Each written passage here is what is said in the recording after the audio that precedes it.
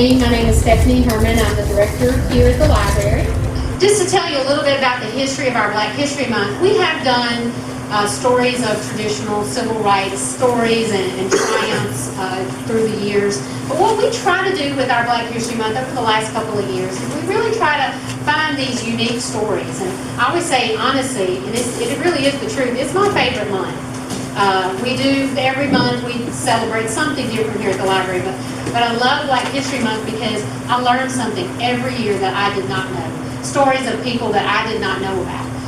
And I think many of these stories aren't in our history books, and that's why we kind of want to invest in this type of storytelling here at the library, is to bring these people's lives to our awareness, and especially for our kids.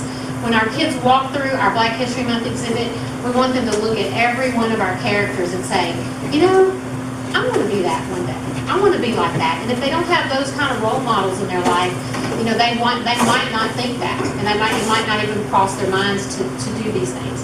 So a couple of years ago, we did African Americans in military service. We told a lot of really unique stories. Again, many that I did not know about. They were fascinating to me.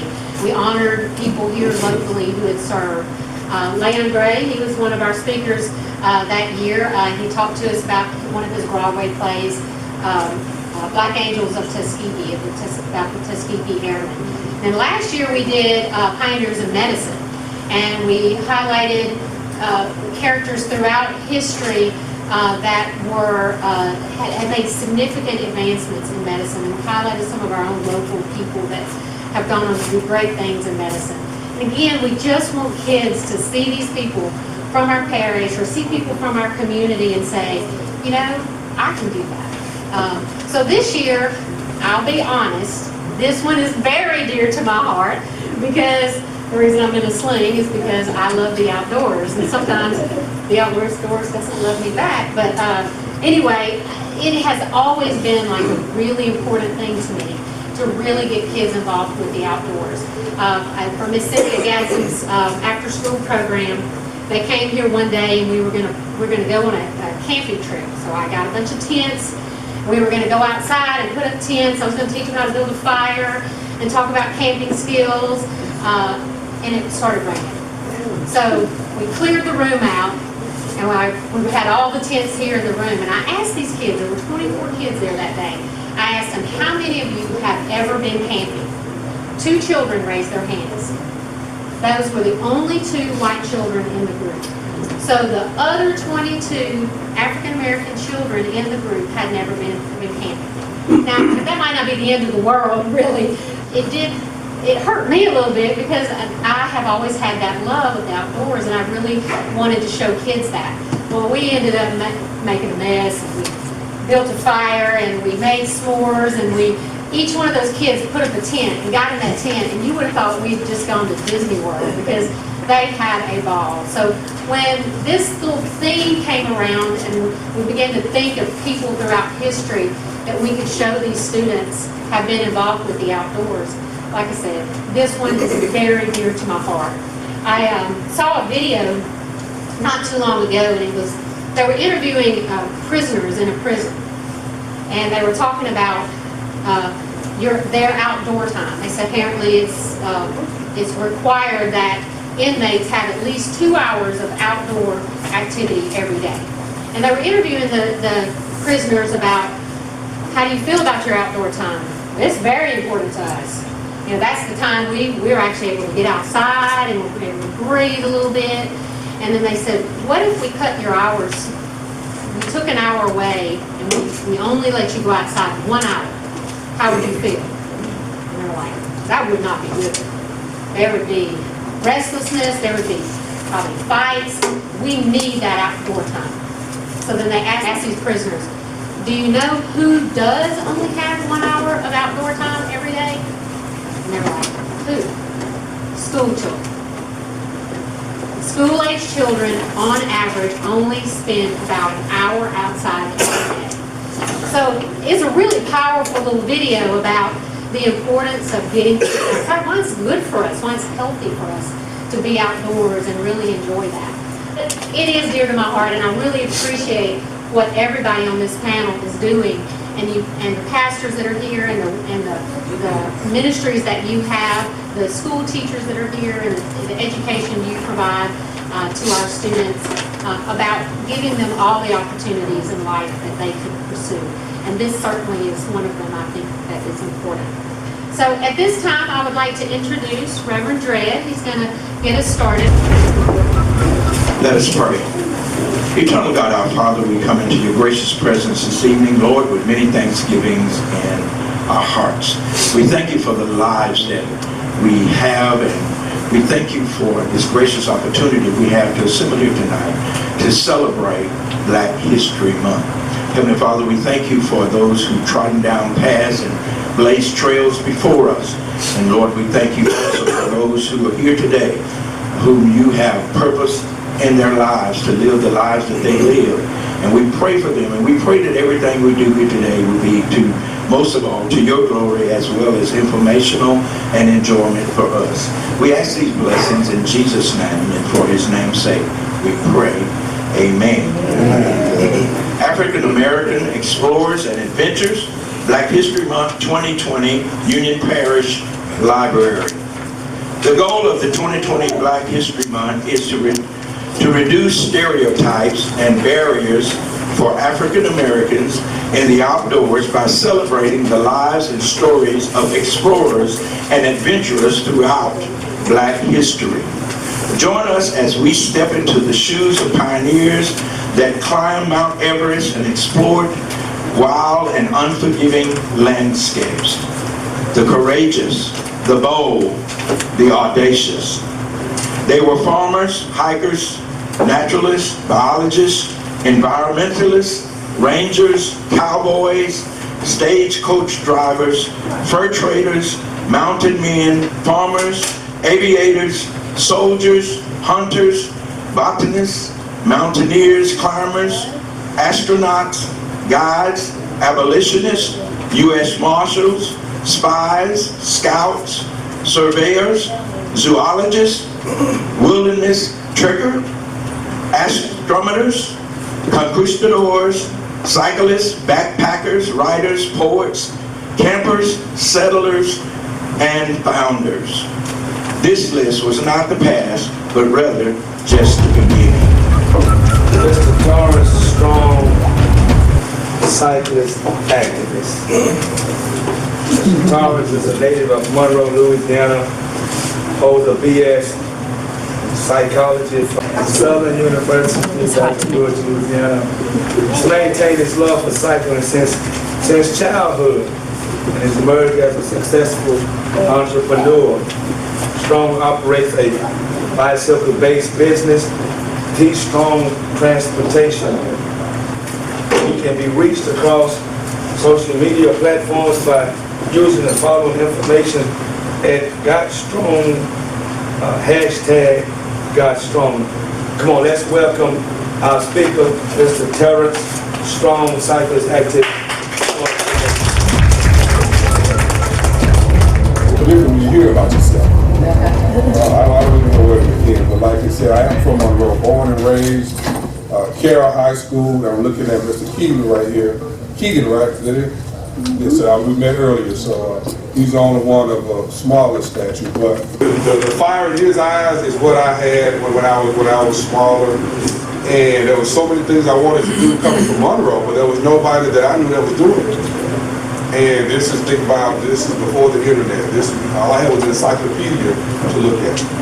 And actually, cycling is not my first love. That's just how I was able to get around. Canoeing was my first love, but I had no access to the water because, especially in our community, you're told you can't drink all that water. I don't want to drink it. I want to swim in it. I want to kayak in it. I want to canoe in it. And so where we live, my mother would only let me ride in the front and the back of the sidewalk. So cycling, by default, became my first love, but I've always had an interest in the water.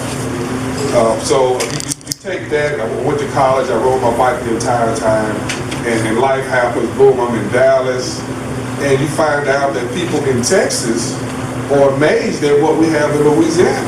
And the guy said to me, you from New Orleans? I said, no, sir. He said, are you familiar with Ruston? I'm like, yeah. He said, they have an amazing park. I'm like, really, they do? He said, yeah. He and his wife would drive from Dallas just to come to the Ruston State Park, ride all day and drive back. I'm like, you sure? The one right down 20? Oh, yeah. I said, oh.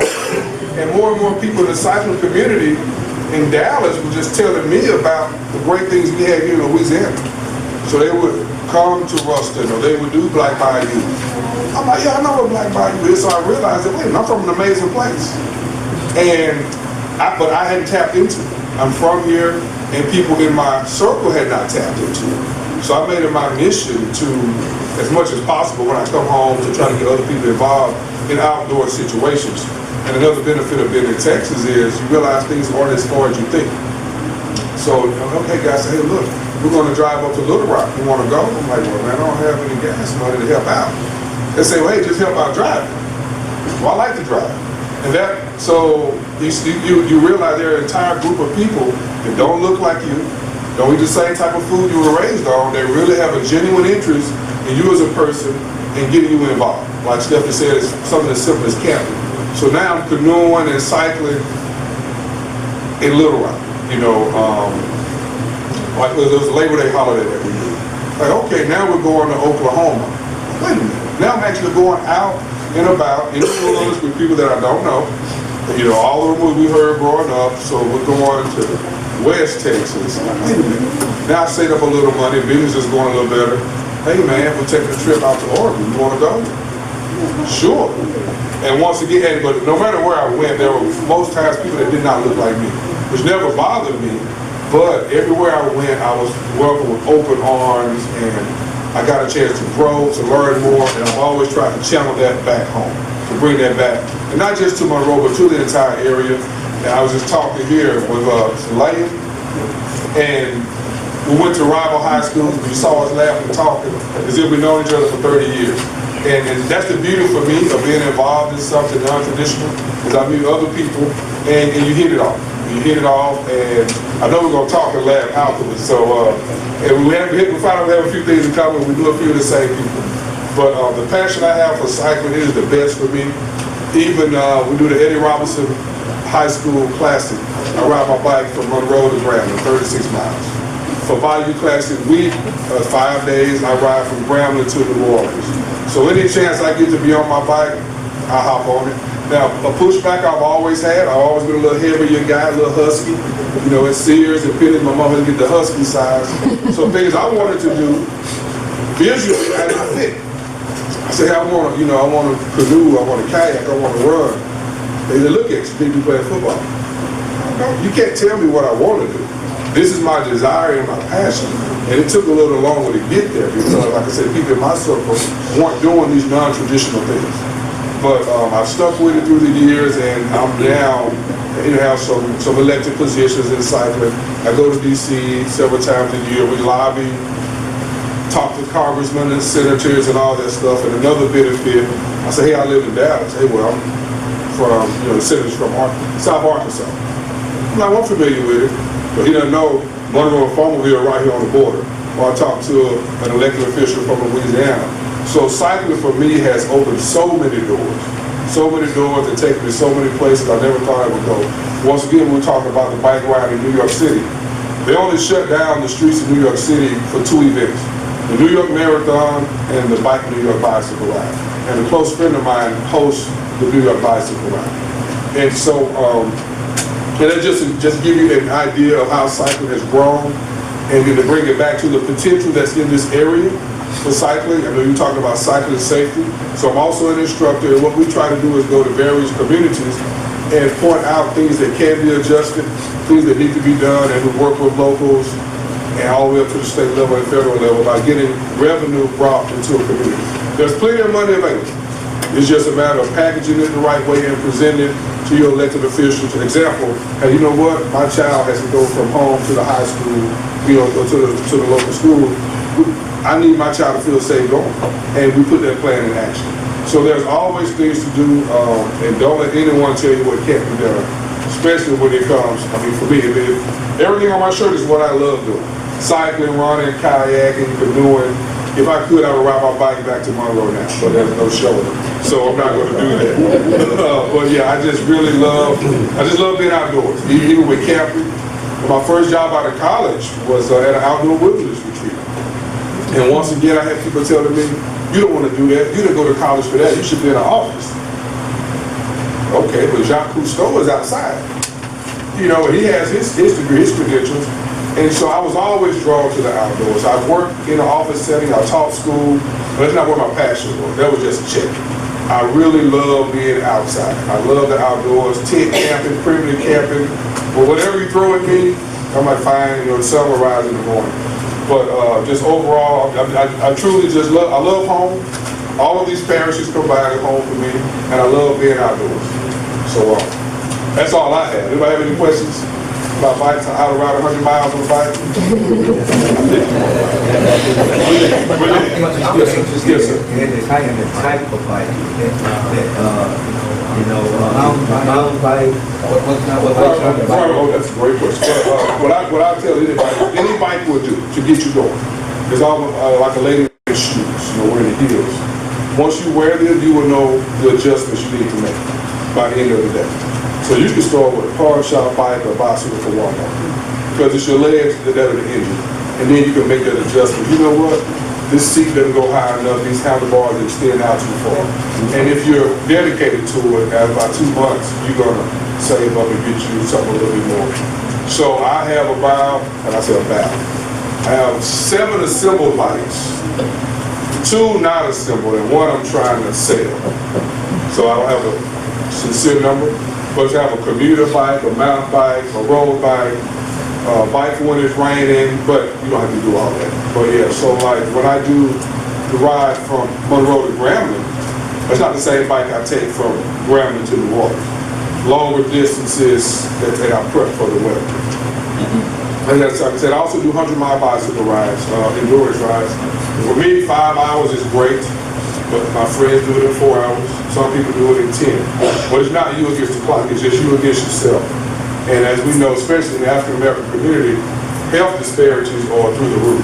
From heart situations, I don't know what the main one go down this, gout, everything that affects us health-wise. So that's just me trying to invest in myself and trying to stave off what I can, as far as the diet, proper exercise, because in our community parking, 2 slots back to Walmart not gonna pay. That's not enough for us, We are special people, so we have to go extra special with our exercise. And honestly, even when it comes to food, everything we were raised on, most of it not good for us. Especially high quality. And I love turkey necks, I promise I do.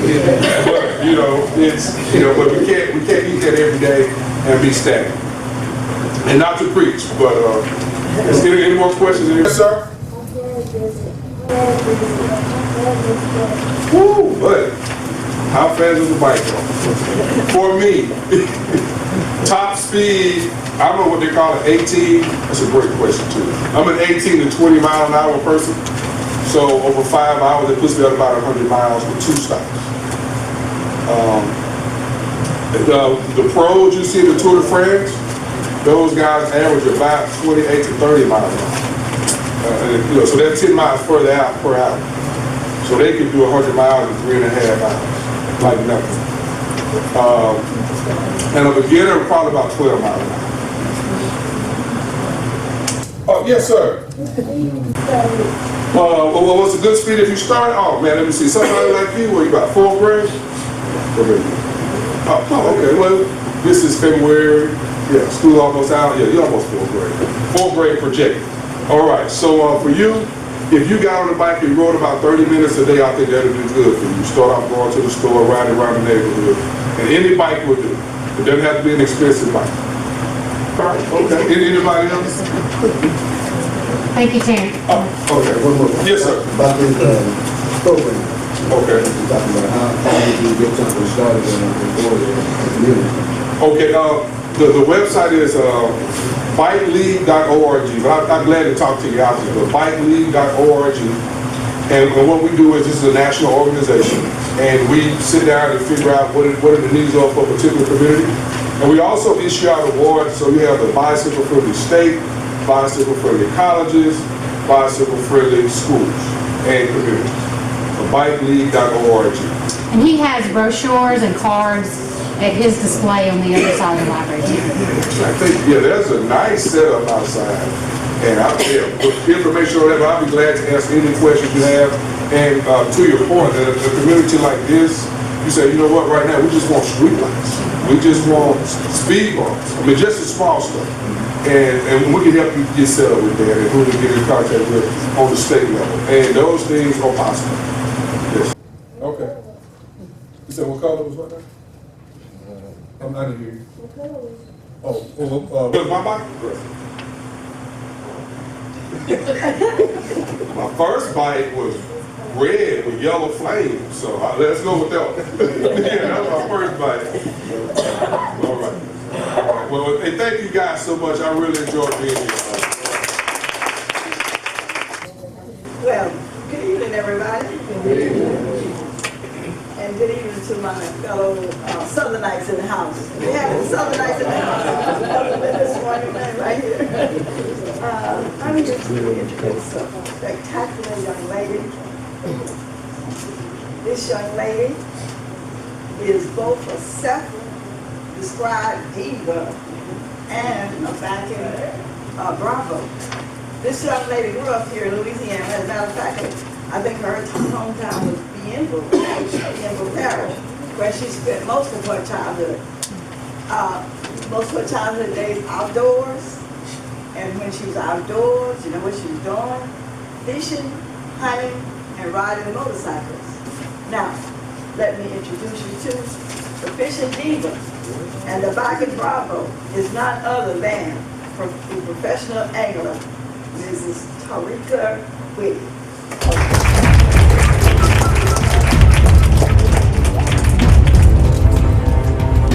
Everything that I do in my life is always based on my faith, and anything I do is about my faith. My faith and my family are all important to me. I don't know if I can even come close to what Hans has done, but I'm gonna give it a shot. I have been all over the world, defending this country, and been in places I haven't liked. I met my gorgeous husband while I was in the military and doing drill sergeant duty and all of that. I've done a lot of engagements, and let me tell you, every place I've been, there's not been one person in the room that looks like me. And this is the first time that I've been in a room of people that look like me. And I thank God, because I did not think that I would ever be in a place like this. I just, for my career, it started out, I got to set up an international fishing organization while I was overseas stationed in Korea. It was called SIFO, Soldiers International Fishing Organization. We took soldiers all around South Korea. I was on a Korean TV, did a Korean interview while I was in South Korea. I don't know any of the words, but they translated my English to their words. I was in a Korean magazine. I got to fish with a lot of guys over there. I am probably the only person that looks like me that's ever been given an opportunity to be on a boat staff and to stand out in front of people. Because in my world, there is not anyone that fishes. And the problem that we have in our community is that our children are so terrified of the water that they don't get to go out and see the outdoors. We don't take the opportunities. I understand that we grew up in a time where, you know, we walked the ponds and creeks, and our family, our elders told us, hey, don't you get in that water, you're gonna drown. Or I can't drink all that water, you can't drink all that water. Listen, nowadays, you can go, like I tell the kids at Fort Polk, there is always swimming. You can go to the inside, you can go to the gym, or you can go to the pool on Fort Polk. And those kids get to swim in there for free. But when I go to the pool, you know who's in there in the pool? Not any of our kids.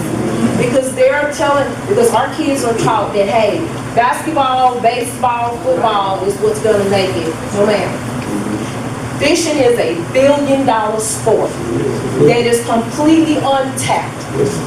And there are places and you will never see that you'll only hear about. My husband and I are one of 2 people that goes to the show that's called ICAST. ICAST is done every year in Florida, and for the last 4 years it's been in Florida.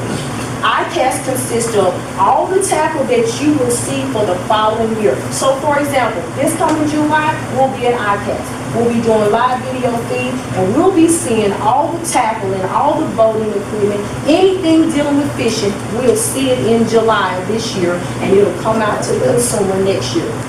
Women in fishing right now are, whether they're a minority or not, they serve as 17%. When we went to the show last year, they did a symposium and it's called 50 by 50, and it's Take America Fishing. You know how come you don't know anything about that? Because nobody's talking to you all. Fishing is like the biggest. Fishing is the big secret, unless you're talking to somebody. And me, because I love the outdoors and I love the fishing, I love meeting new people, and I love doing this, I'm always asking questions. You know, when the game ones come up, when I come to Texas, you know what they say? They don't even ask me for license. You know why? Because they know I got it. Because there are guys out there that will do things that are not respectable. Yeah, they're not legal. But because I'm the only person that looks like me, I've been checked one time. On Toledo Bend, I've been checked one time. If something goes wrong on Toledo Bend and I'm out here on the water, you can best believe somebody coming to look, because I'm the only black girl in the entire state that's out there. And so my thing is, I'm always trying to get more kids and more women. I understand you men don't fish. Y'all will be out there. But you know what? My goal is to get more kids and more women out into the outdoors. And listen, don't worry about your hair. Don't worry about the water. Don't worry about the sun. Don't worry about your makeup. I already do that. It's all about getting our kids and getting more people out there, because this sport is growing. And if we don't do something to save our children, nobody else is. And I'm telling you, if we could get more kids into cycling and doing the outdoors, this world, our community, would be a better place. And we wouldn't have to go visit our kids behind bars. That's all I have. I don't want to get on my phone. Are there any questions? Yes. When it comes to fishing, this is true. Let's say it says like 10-pound test line. Does that mean like well, I thought it meant it was only weighted to catch a 10-pound fish. But then you'll see where a guy caught a 30-pound fish on a 10-pound test. I never understood what that meant. It's the breaking point. Okay. So like right now, you can have a 10-pound test and probably land that fish. It's all about how you fight the fish. Just remember, you're not fighting the person, you're fighting the fish on the other end. When you step out on that water in your kayak, it's not about you fishing against other kayak people. It's about you and that animal. We still enjoy game pole. No. When I have dance days and we get on the Sabine River, I have 3 boats. So I have my river boat, my little aluminum boat that my dad and I own, and then I have a Triton, my backup boat, and then I have my sponsor boat. And I don't fish with nothing that looks like a cane pole. We use cane poles, we bundle them together and make brush piles for white perch. That's what we're doing. So what's the most exotic fish you ever caught? I don't do anything but bass fish. Just bass? That's it. That's it. I'm an angler. I'm not into all that exotics, because exotics don't make me no money. What about fly? Don't do fly fishing either. Fly fishing is growing, but bass fishing is a big house sport. That's what everybody wants to do. That's why we all run around with this $100,000 rigs and trucks. Yes, sir. And if somebody was interested in going professional in fishing, how would you start? I would say today everything is social media driven. So you have to be active on social media. You don't, and sponsors will come to you. For example, Spike It is a dye company. You see it in any local baby tackle store. I've been with those guys for 10 years. They picked me up. They approached me. And then you got to have a leg up. My niche was, I'm the only person that looks like me that wears a tennis skirt.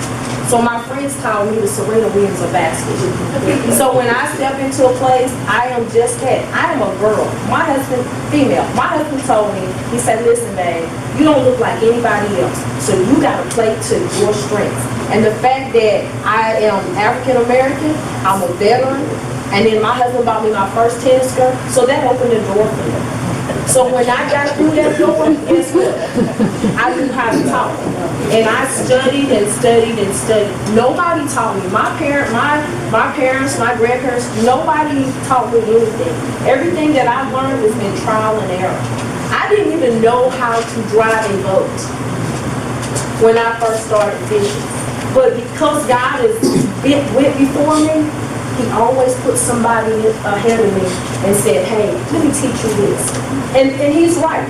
Don't nobody look like us. I have been in, Jasper has this bad reputation of being the worst place you can go. No, sir. Everything in Jasper has been good to me. I have been in some places where I have no cell service. It's some hole in the walls. And I've been the only person in the room. But you know what? Everybody in there welcomed me. And nothing. Because I have always counted on my faith and believed in God. God opened doors for me. Amen.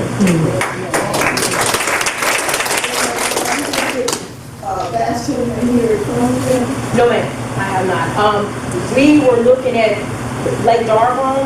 I'm with an organization now called the Women's Bass Tour. I'm the site director. So I'm the person that's responsible for setting up the tournaments, the hotels, talking to the Chamber of Commerce, and having the ladies come and fish areas. So we were just looking at the water up here. Like I said, this is my first time coming to Marshals. So you have more questions? That's my time. Thank you.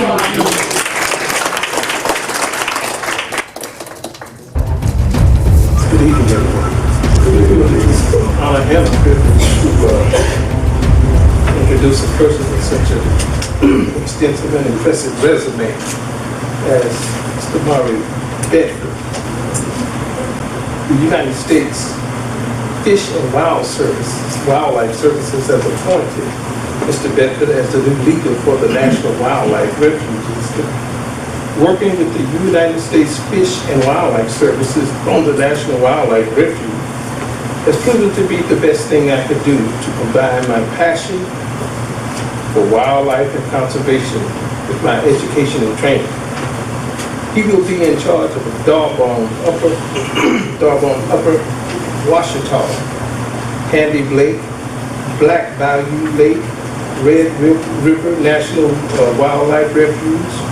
For the last 3 years, Mary has served in the Regional Office of Atlanta, first as Assistant Deputy Chief of the Wildlife Refuge System, then as Deputy Refuge Supervisor and Acting Refuge Supervisor for Florida and the Caribbean.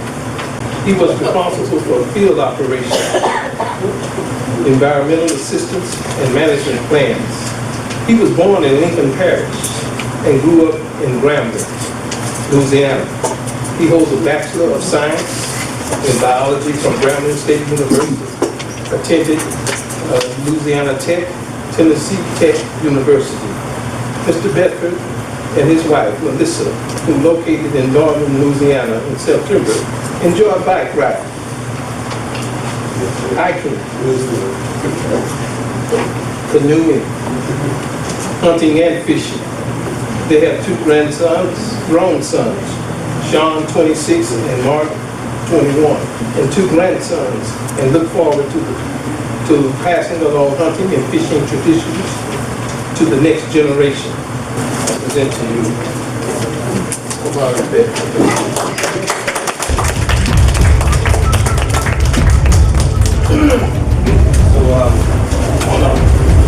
Say good evening to everyone. I didn't write all this stuff.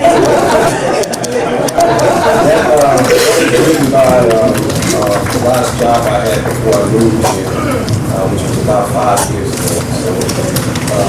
So they had to get their clothes in about fish and wildlife search, about all the animals and all that other stuff.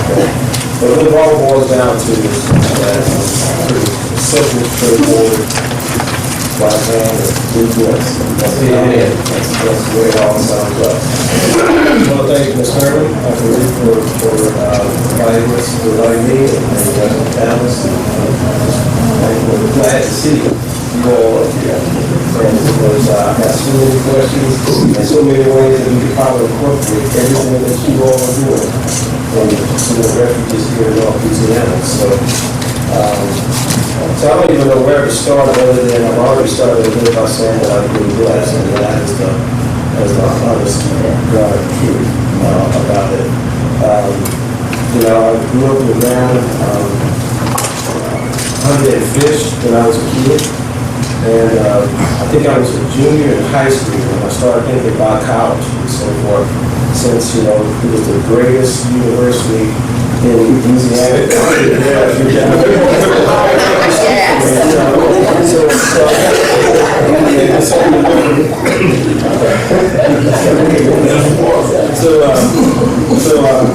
I started thinking about a career, and I thought about it, and I actually wanted to be a pediatrician, and I was thinking about it, a kid gets sick or whatever, parents can't figure out what's going on. What are they going to do? They're going to take you late. And I don't charge you. I was thinking about, just a way of living, and so forth. But then it came to me the best thing for me to do was get paid for something that I love to do. So that was hunting and fishing. So that's why I ended up getting into this field. Like you were saying, the idea of real book encyclopedia. I don't even know if kids nowadays know what encyclopedias are. But we had a couple of sets. We had like the Red Britannia, and then we had the Green and White World Book. And I used to shoot birds when I was a kid. Like I said, bird in the hand, bird going in the bush. But what I would do is that I started bird watching, and I started using that encyclopedia trying to identify birds and stuff. So I got to know my birds, and then I started looking at the trees and all that other stuff. But the values that I had when I was growing up were instilled by my parents and my grandparents. We had a small farm, we raised cows, and I hunted like you wouldn't believe it. Right after school, all the way to dark, all the time. So my first job was working for the USDA as a wildlife biologist with them. And my first job, federal job, was in the state of New York.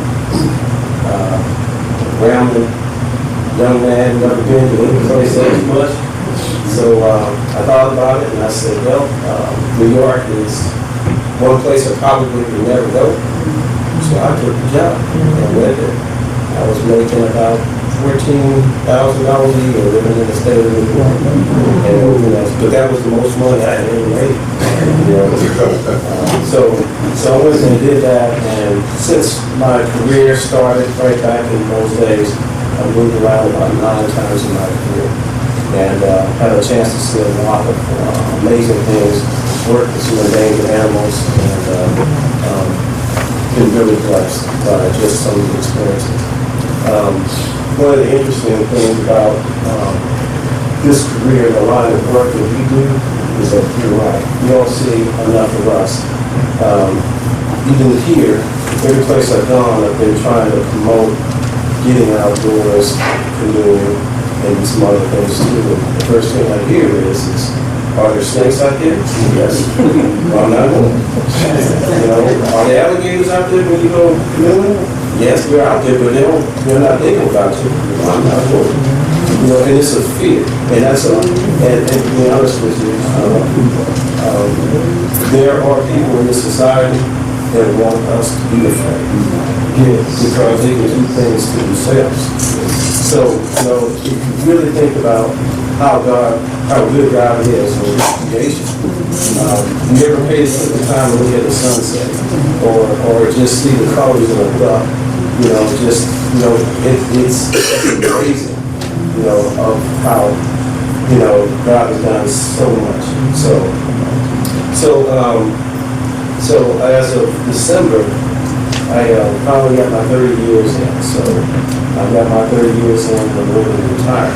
But I'm not quite ready yet because there's so much work to do. Our youth, right now, are so tied up in PlayStations, Xboxes. I don't even see kids playing out in the yard like we used to. But that's something that we have to work on and so forth. So with me being here, closer to home, I'm working real hard trying to get more of us out into the community, and it's a real big challenge. So many of you on the panel here going to get a phone call or something. We got 100 miles of road that we could probably use some bikes on. We've got several bikes that we can actually do some fishing, maybe hold the clay or something like that. So I have a whole lot to say, but I'm not going to drag on too much longer. But I again want to thank you all for allowing me to come here. And it's been a great career, and I would recommend it for any of my work about you.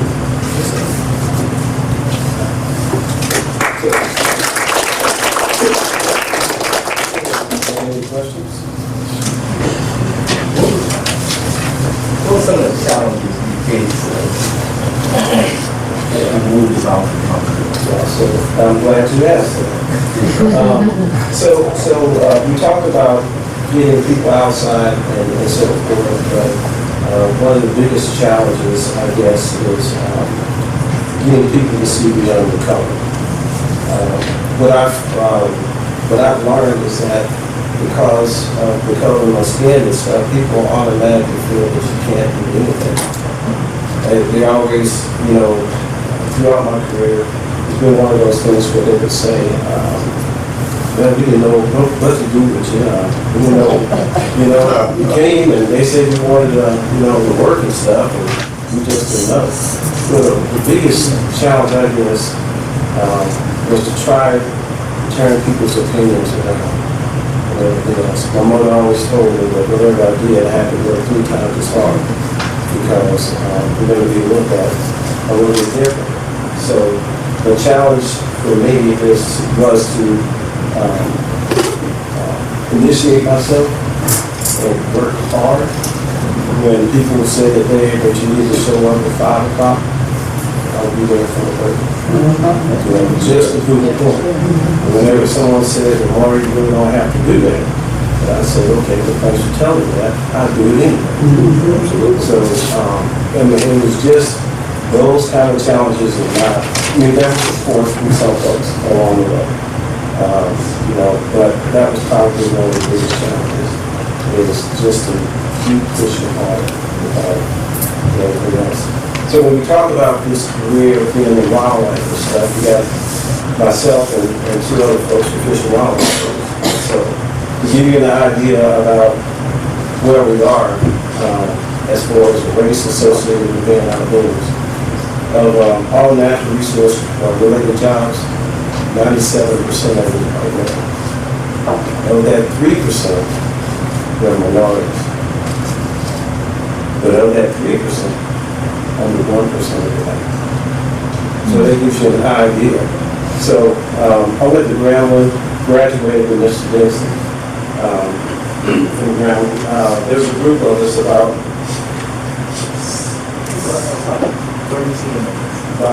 original group of 6 of the original group, and there's probably 16 or more in addition to that, who graduated from Grambling, one of the greatest universities ever.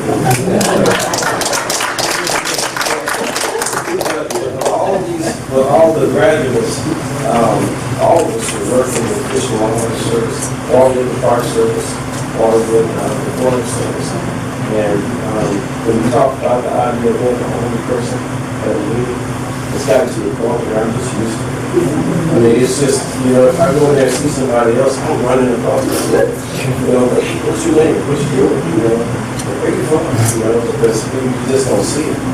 But that's been one of the biggest challenges. It's something we have to do. I have a question. Two of the refuges that you manage are here in our parish, Darbone and Washita. What do you see are the challenges for those two refuge systems, and how can we as a community do something positive to support your work? Well, let's see. Probably the biggest challenge that we have right now is the lack of personnel. We're, can't say some things, but based on the last 6 or 7 years, we've lost probably not just those refuges, not one stop, but just in the southeast, we've lost over 160 positions. And we're having so many people retired. The way that things are working is that there is no new crop of people coming up through the system. So people are retiring and they're just not filling those positions afterwards. So that's one of the biggest challenges. We have great support from the community working on it. Working on refugees here in North Louisiana. The biggest challenge is pretty much keeping the doors open. And getting some support, whether you want to go to the local administrators and so forth. We love to work with the city more as another person.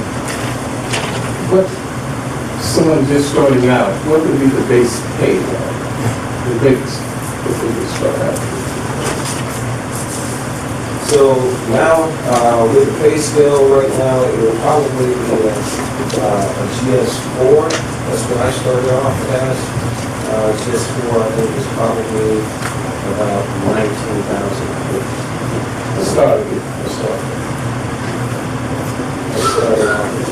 But the way that it works is that once you're on board, so that every year, you're available to make promotion possible forward, depending on what you do.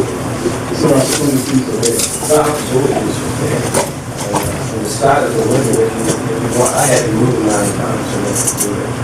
And walk into some stuff that most folks would cringe at. I never will forget walking through a swamp area and we were tracking beaver, right? And this guy was in front of me. So one rule is that if they don't go in, I'm not going in. So I'm not going to. If they say, "Oh, you need to go over there," I said, "Right after you."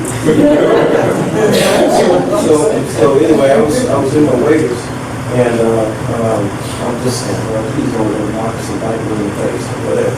But the water was up this high, it was just massive grass, and it was a real red place and stuff.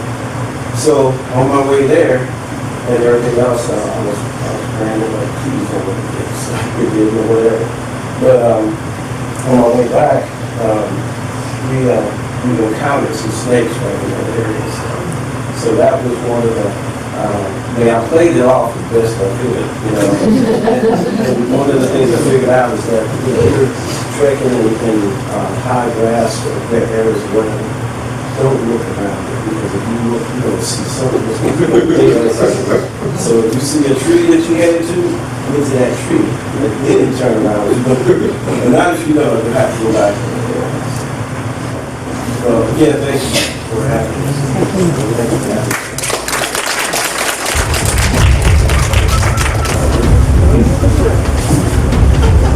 Good evening. I am here to introduce Ms. Nova Clark, the environmental educator.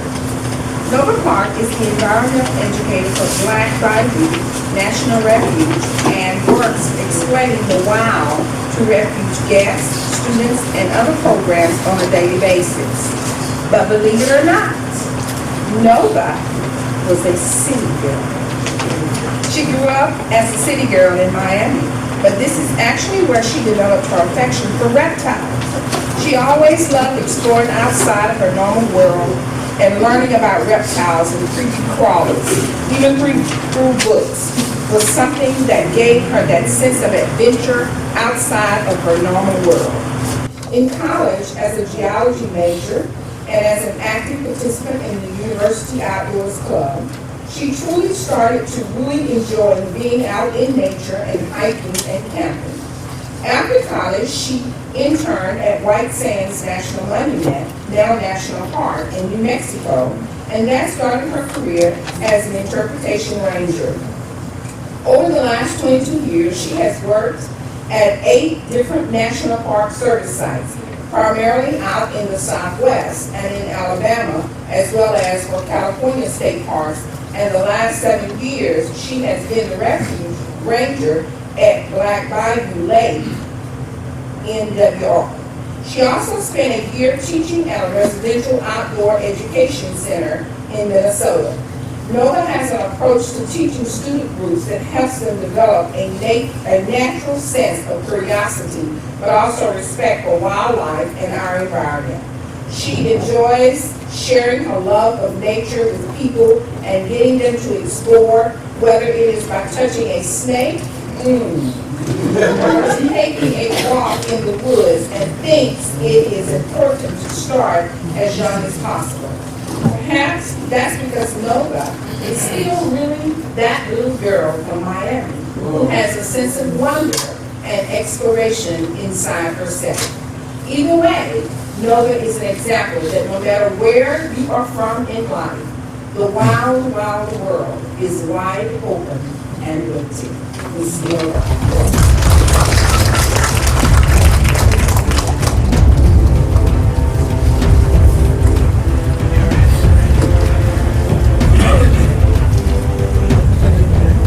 Well, thank you for that nice introduction, and thank you for having me here tonight. So yes, I was a city kid growing up. My parents still never quite figured out how I ended up being a ranger. They were very confused. In fact, they were pretty convinced I was going to be a lawyer. Because I was going to be a lawyer when I grew up, until like college, and then I was like, oh, I'm going to spend 3 more years in school. Second doors. They made me take the LSAT after I graduated from college. You are going to take the LSAT. They had to give up on that.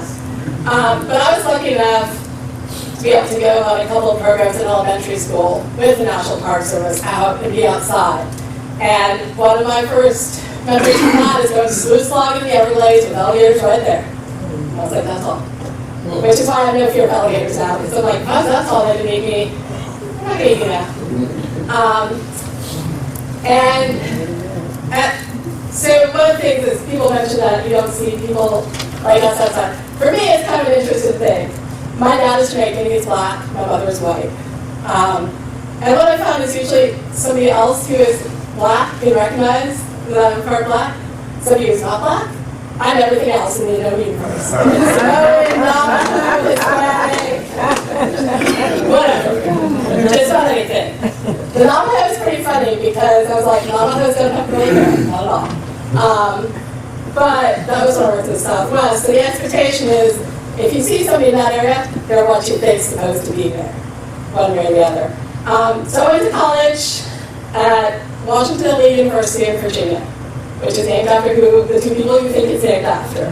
It's an old school, but I was lucky enough, I went on scholarship, because the reality is, there's not a whole lot of minority students who went to that school. So I was a good student in high school.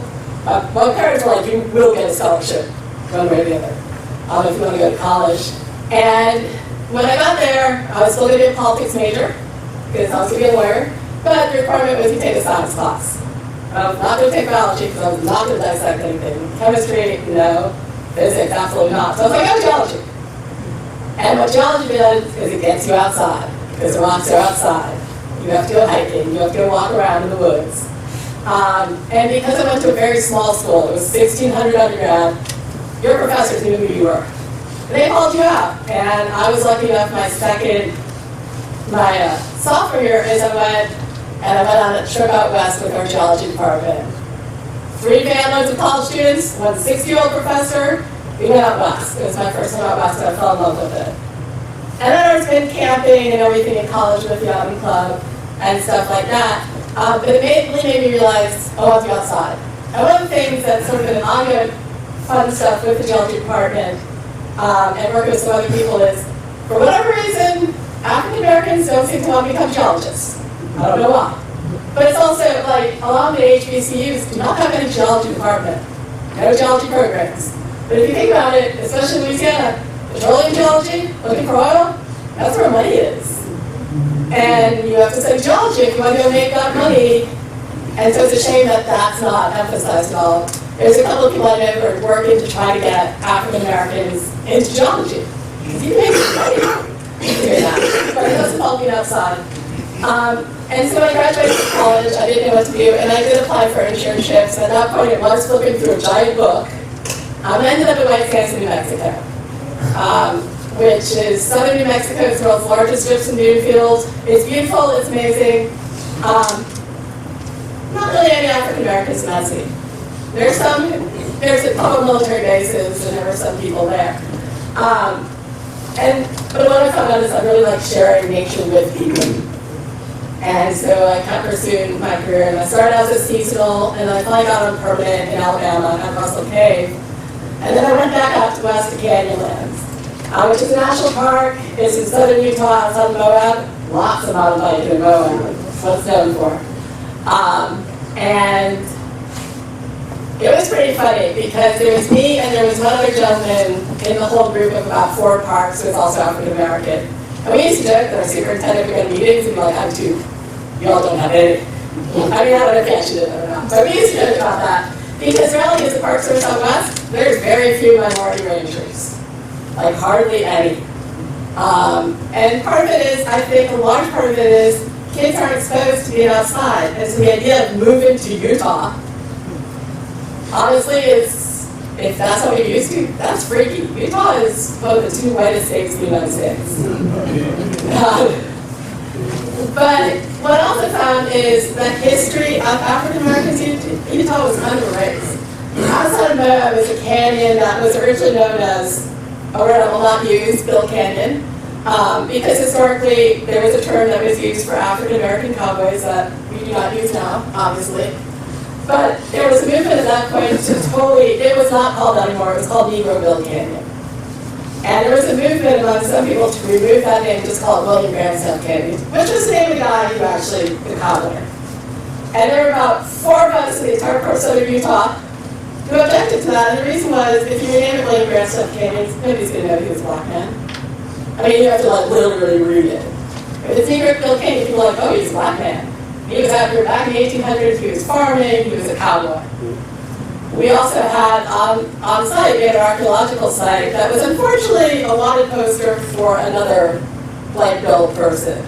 And I remember people were like, you should change it, you should wipe it down. Like, first off, it's an archaeological site. It also shows there was also a black man out here, out west in the 1800s. And what you have to do is educate people about why that term was used back then. Obviously, we don't use it now, but in the 1800s, that was unfortunately common usage at that point. You can't just wipe history clean by renaming it. So I worked out west for a lot of years where there were very few minority rangers. I remember one time it came, a black couple walked in, and we looked at each other and we were both like, wow. Because they didn't expect to see me, and I totally didn't expect to see them. We had this other chat, they were from California, they were great. And they were traveling to national parks. Very few people do that. Who are not white, in all honesty, or foreign. There's way more Europeans who come over to foreign national parks than African Americans. So you can meet people speaking every language known to man, but you're not too likely to see an African American family out in Canyonlands or the Grand Canyon. And that's all our heritage. National parks are meant to work for all of us. So I've bounced around a lot of times out west. My job before this was at Tuskegee Institute in Alabama. And I knew Booker T. Washington and George Washington Carver were, but when I worked there, I had to really know who they were. And the thing that's erased from the history books is both those men were outdoorsy. Dr. Washington was usually dressed in a suit when he was outdoorsy, but still, he liked to garden, he was outside. Dr. Carver went wandering in the woods for days. He'd go wandering off. He didn't care. He was a mycologist. He studied mushrooms. He's made more mushrooms than a lot of other people. At that point, nobody knows that. All I think about Dr. Carver's peanuts, which he did make 200 plus things out of peanuts and sweet potatoes. But he also was a fantastic artist. he could sew, he could paint. He made paint for people, for former slaves to make sure they could have beauty in their life and paint their house. So it wasn't just this old thing. And Dr. Carver was very much open to everybody. And so we did a lot of environmental education, we talked about gardening, all of that stuff. And I worked with a lot of college students at Tuskegee, they interned for me, we also had high school students. And I remember once spring, I was like, let's go canoeing. And they all told me, they're like, this Nova, black people do not camp. I was like, really? Everybody insists on that. They're like, no, Miss Nova, we do not do this. I was like, we're going kayak canoeing. They're like, oh, I mean, I think they're all convinced I was going to kill them or something. Yeah, it was like during daylight. I wasn't thinking about what was at night. They had the best time when they actually got given a chance. They're like, oh, this is actually kind of fun. And for me, the other thing that I always point out to them, I was like, so historically, you do realize that African Americans spend a lot of time outside. Like, you know, when Dr. Washington was a child, if they wanted to eat, they went in the woods and they harvested plants. They had to find other stuff. And for whatever reason, and I love older volunteers. In fact, one of my volunteers turned 100 like 5 years ago. She was one of the first black photographers, female black photographers in the entire country. And all of these older women and men, they gardened, they were outside, all that stuff, but the younger kids were like, oh no, we're not doing that. And to me, that there's that part missing, like somehow it went away. We don't do things like that. Dr. Dixon, that was her name. First black female photographer in the United States. And then I came here, and I was very lucky in the sense that when I was hired, it was part of Maury being here. My boss pretty much let me run with what I wanted to do. And for me, as a kid, remembering that I didn't really get that outdoor thing, my focus has been very building outside. Because like she said when she introduced me, if you don't get that exposure when you're a kid, you're never going to get into it. And then there will be a pipeline for future rangers because as kids, we're like, we're not going to be a ranger. Because why would I be a ranger? Outside, oh my gosh, it's scary. And yes, I do cover on the snake quite a bit. The snake is in the Union Parish Library, more than once. It's many schools. It's a very friendly thing. I have two of them that are super friendly. They love everybody. Stephanie asked me about it earlier tonight, but I was like, I don't want to change something on it.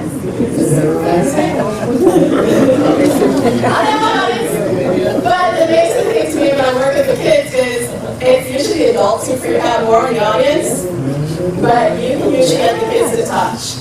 And they're like, oh, it's not nearly as scary as we thought. Okay, I told you nobody has to touch because they said the same as our ecosystem. Same thing with alligators. I'm the opposite of Maury. I look everywhere I'm going because you don't know if there's a snake if you're down there. Because I take walks with kids out of the woods all the time. I'm always looking for something to show and be like, cool. Gators, spotters, all that stuff. I have a healthy respect for them, but I'm not afraid of them. Because nothing's actually out to get you except mosquitoes. That's what I told the kids. The only thing out to get you is mosquitoes. They're non-discriminatory. They bite everything. So I work with kids. I've come to the library several times across the state. And then a lot of what I do is within Mount Everest since it's closer and it's easier for the kids to get there. But at this point, I visit 3 elementary schools once a month. J.S. Clark, which is a science family school, Bowley, and Markel Falk, all of which are low-income minority schools.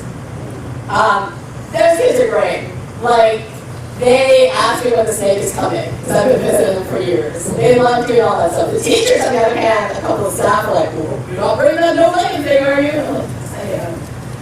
And they all, like, bundle away for me. I also visit all 4 Head Start centers in Monroe every month, and I read with those kids. And we do stuff, we talk about nature. Because 3 and 4-year-olds, never too early to start exposing them to nature. And those kids remember me, and I feel very fortunate in the sense that I've had kids who've moved up over the years from Head Start, look at Santa! And they always ask if I remember them, but they don't always do because it's a lot of fun. I lie to them, all I do. they remember stuff. They remember the turtles, they remember the snakes, and to me that's a success because they're losing that fear. We also try to get kids out fishing. I, as a person, I teach kids to fish. So I'm doing a program for me. We also go hunting fishing camp, where we teach kids about archery and ethical hunting. And none of the stuff, all the stuff we do is free. We're not charging these kids for any of the field trips, any of that stuff. Last week I was super psyched. The 4th grade from Union Parish is coming out, scheduled a field trip for April to come out to the refuge. And I was super psyched about that, to get those kids out to the refuge and walk around and look for snakes and spiders and all that stuff. But that's my goal. I've been lucky to be here some years. I do never get itchy feet. I have not. This is like the longest place I've lived since I left home for college.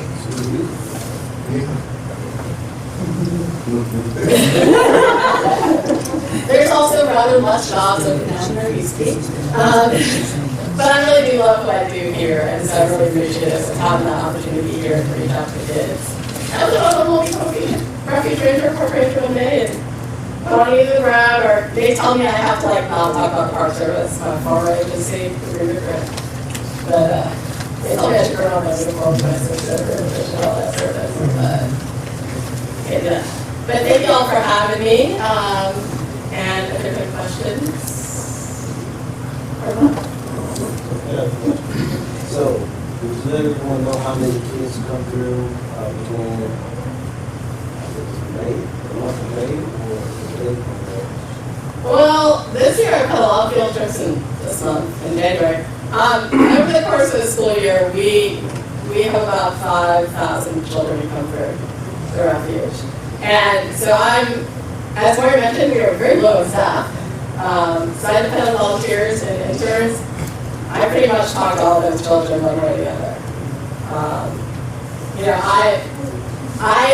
I'm very much a hands-on field ranger. I have absolutely no desire to become management, really. There's all the bureaucracy, paperwork, talking to people in the regional office. This way I just get to do what I enjoy. And one of the jokes about being a ranger is you get paid in sunsets. I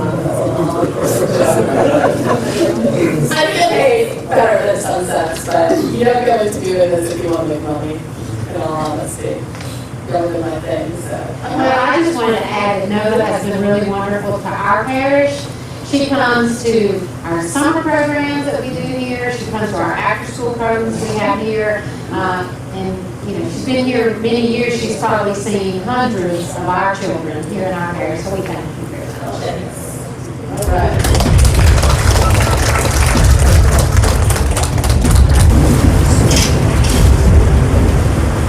First one again, good afternoon. We thank Sister Stephanie and the other personnel for always inviting us to try to enhance our African American history during this time of year. So I'm here to talk about Mr. Leon Gray, playwright and director, who's a native of Louisiana. He's a storyteller, historian, writer, director, and an actor. That director part, I already put in my resume. She told me he had a play that was coming out soon. And I just wanted to let her know that, you know, we do have an actor. So his Broadway plays brought stories to life that are not often defeated on history books and children's bedtime stories.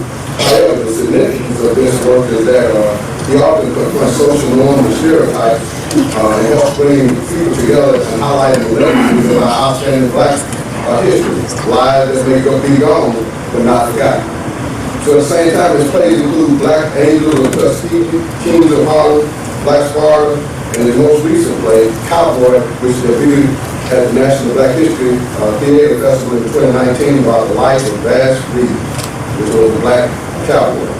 America's first U.S. Marshal, and the true story of the Long Range. And there was some idea he was introduced about Bass himself, and here it is, none other than Mr.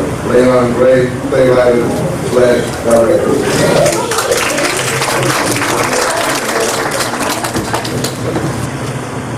How's everyone doing? All right. My theater voice.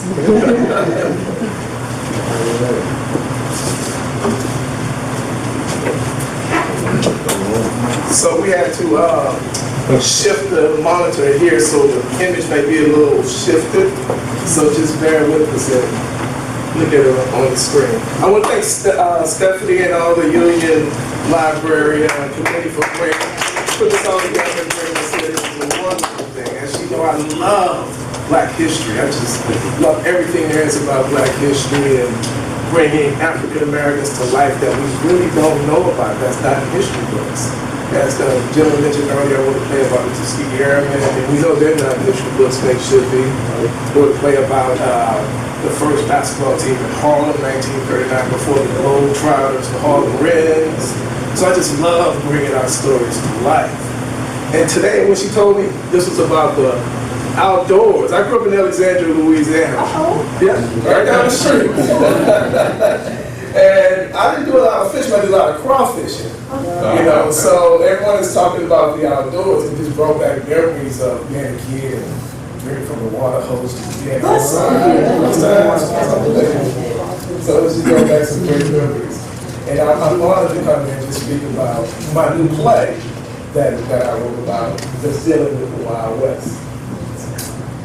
The question is, by a show of hands, and he hit it a little bit earlier, how many of you guys remember the Lone Ranger, the radio show? Yeah? And they did a movie about it, et cetera, et cetera. So we familiar with that show. Remember the radio announcer saying something like, on the plains of Arizona, a master of the skies waits patiently for his man to be caught. Sounds like an interesting episode, you would think, right? Well, that would be hundreds of stories told just like that. Now, before we get on, everyone to do me a favor, okay? I want everyone to just close your eyes real quick. Just close your eyes. Remember the Lone Ranger, right? This man who would ride on a white horse, who gave out silver dollars, who had an Indian companion. Can you see it?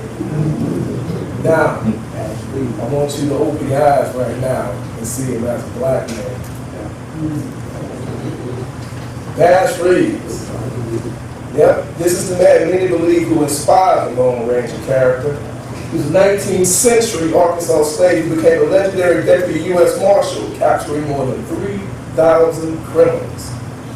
Now, growing up here in Louisiana, we all have ridden horses, and as a small boy growing up in Alexandria, I would watch the cowboy movies. The Good and the Bad and the Ugly, remember that one, Clint Eastwood? True Grit with John Wayne. But I had never seen a black cowboy in any movie until I saw this crazy comedy called Blazing Saddles. You know, and I sat down, pondered, was part of what for my next show I wanted to write, you know? And I said, I wanted to do something different. I wanted to talk about African Americans who did something truly special in this country. And I was searching and searching and searching, and black cowboys of the Wild West kept coming up. And I was thinking, blacks in the West? I mean, that can't be real, because I never heard of it. I never even heard anything about black cowboys. So I did some more research and found out that yes, there were black cowboys. During the Civil War, cattle owners, they entrusted their slaves to tend their cattle herds while they were away. After the war, many of them were free slaves. So they were good, they were hired to help round up the cattle. And as I continued to read upon these men in history, there was one that no one never talked about. It always really stood out. He stood about a solid 6 feet 2 tall inches, weighing about 200 pounds. He said he beat a man, 2 men, at the same time with bare hands. Folks would say if you got in a gunfight with him, it was like committing suicide. I'm talking about the man who spoke with saw earlier, Bass Reeves. A little history about Bass. He was born in 1838 Arkansas. He would become the first black U.S. deputy marshal west of the Mississippi River and one of the greatest frontier heroes in our nation's history. He was owned by a man named William Reeves of Texas. Bass took his surname of his owner, like the other slaves at that time. His first name came from his grandfather, Bass Washington. When the Civil War broke out, Texas sided with the Confederacy, and George Reeves went into battle taking Bass with him as his servant. Now, word goes that he and Bass got into this fight over a car gang, and Bass beat him up and ran off into the Indian Territory. And that's when he learned everything. He took refuge with the Seminole Indians, the Cherokee, the Creek, learning their customs, learning their languages, their tracking skills, and most of all, learning how to shoot so well. Freed by the Emancipation Proclamation in 1863 and no longer a fugitive, Bass left the Indian Territory and bought land in Arkansas. A year later, he would get married and have 5 boys and 5 girls too. Yeah, because he knew the Indian Territory so well, he would sometimes serve as a service scout for the U.S. Marshals, who were afraid to go into the Indian Territory alone, so they would take Bass. Now, because of his knowledge and his arrogance, as well as his ability to speak several of their languages from staying with him so long, he was soon recruited to be a U.S. deputy. He was right there at the bottom. He was an imposing figure, big, always riding on a large white stallion, always passing out silver dollars to people. Bass got so good at bringing in wanted criminals that everyone was afraid when they found out he had a warrant out for them. Legend goes that legendary outlaw Belle Starr turned herself in when she found out that Bass had a warrant for her arrest, because she didn't want any parts of it. The tales about he captured criminals are legendary.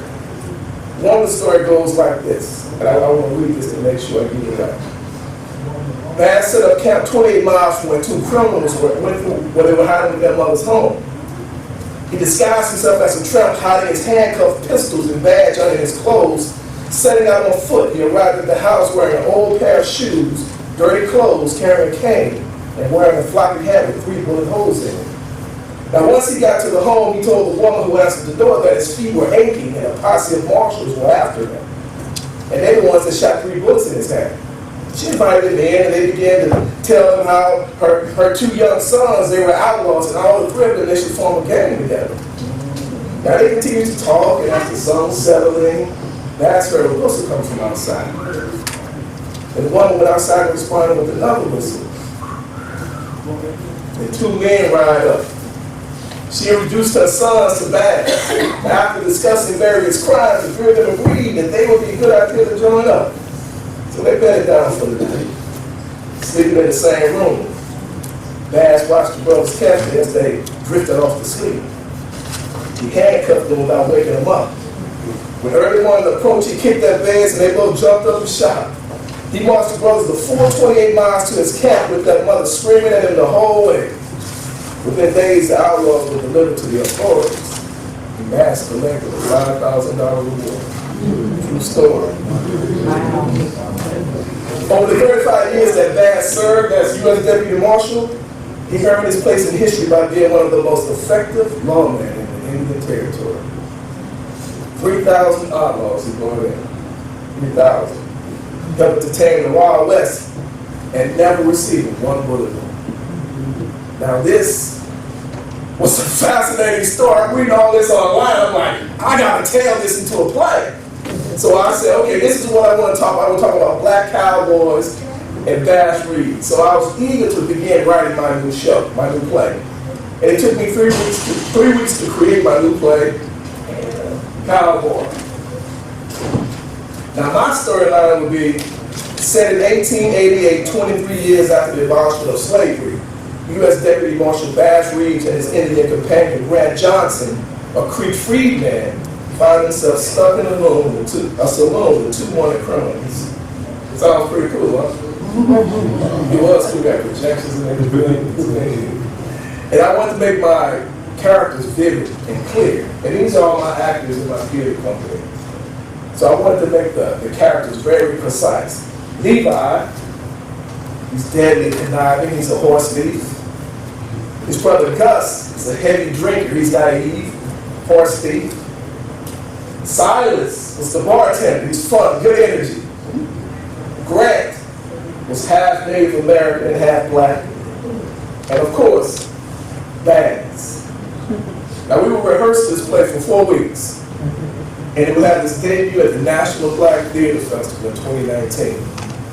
And when the show dates were released, all performances sold out in under 2 hours.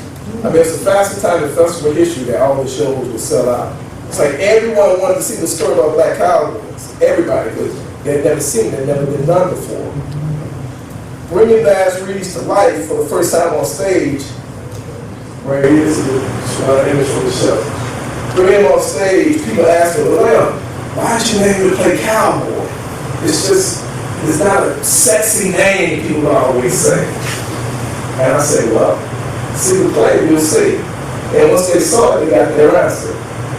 There's a monologue in the play I wrote, where it's one of the characters, Gus, explains how the cowboy name came to be when he was a slave boy on the plantation. Can I share that with you? Yeah. You want to act a little bit? Yeah. All right. I'll read it. He says, cows. Naturalists cows will always pour loose through the fence whenever lightning flashes through the clouds. Don't know why they cry over. It's like they all have hands or fingers pulling on the wood to break loose and get free. Some detour into the fields and down back roads, but they always seem to come back home. Except for one. Old Buck Joe. He was big, wide, must have stood about 2 feet inches high, weighing at least a full ton. As soon as the sky was black out, Old Buck Joe would hightail it through the gate at full speed. The overseers would go out to bring him in, but Old Buck Joe would have it. He was stoned and grunt his head, charging first at anyone who tried to throw a rope around his neck. Master Wall spent lots of money to bring up at least 50 men to pull him in. But one day, it was pouring down good. Master Wall had tied Billy Ray up against the tree, giving him a hard lashing because he had learned how to read a single word.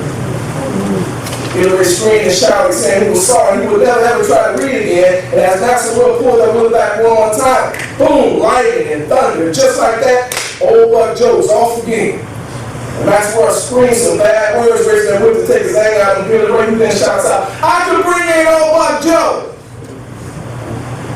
So Will goes that look, with Billy Ray in the eyes and says, well then, go get that cow. Billy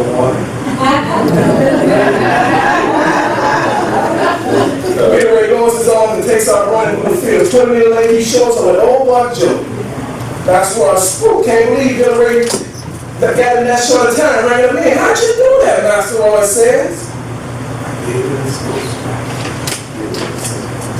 2 days later, boom, lightning. Go get that cow, boy. Billy Ray brings him in 10 minutes. How'd you do that again? I gave him his ghost. Billy Ray got so good at bringing Old Buck Joe, all the other slave owners nearby asked Master Boy if he could teach a few of their slaves how to wrangle their cows. Pretty soon, every plantation in South Carolina had 2 or 3 cowboys. I was a small youngin at the time, but Billy Ray whispered in my ear the secret of them to get that ghost back. He said, like slaves, they ain't want no rope around their neck. Their ghost wasn't there no more. You make devils come and soon want to live free as much as they can. Lightning strike was a sign for God to be set free, and off they went. Billy Ray knew the key was to touch the ghost, to fulfill the mission, to grab hold onto the possibility, to look in their eyes and connect his pain with theirs. Both understanding that no matter how much you fight and struggle, the ghost wants to be satisfied and live free. And if it does that, no matter how much torture you take on the outside, the ghost will roll loose and make you roll all over again. Cowboys knew that. Cowboys knew the ghost was to keep them in pain. That's how each and every one of us in here survived that way. That's how we all are alive right now.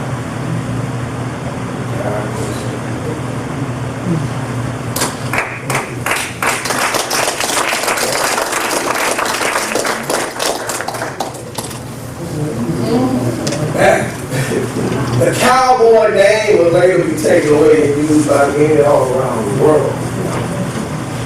not knowing where it stemmed from all those years ago. The story of Black Cowboys and Bass Reeves deserves to be told. And I try to do my best to bring history and information and awareness in all the places I write. A few years ago, they put a statue of Bass Reeves in his home state at Arkansas. How about that? Died in 1910 at the impressive age of 71. To this day, no one knows where he's buried. But events like this, the library continue to bring beautiful Black history to life, give you the opportunity to tell people how we live. And we'll close your eyes one last time. To getting our ghosts back, the key to no pain. Anybody repeat after me? For the Cowboys. For the Cowboys. Thank you.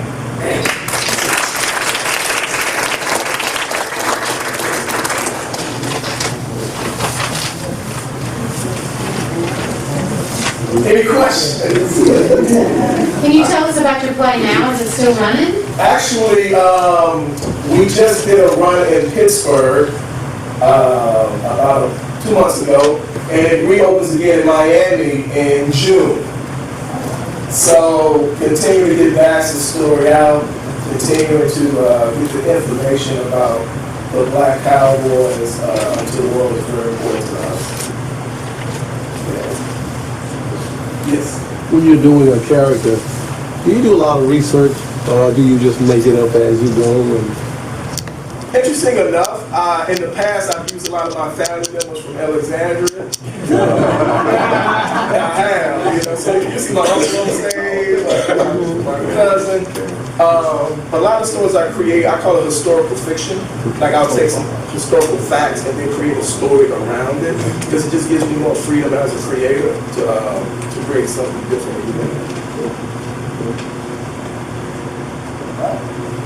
All right. Thank you, guys. Get that cow, boy. Interesting.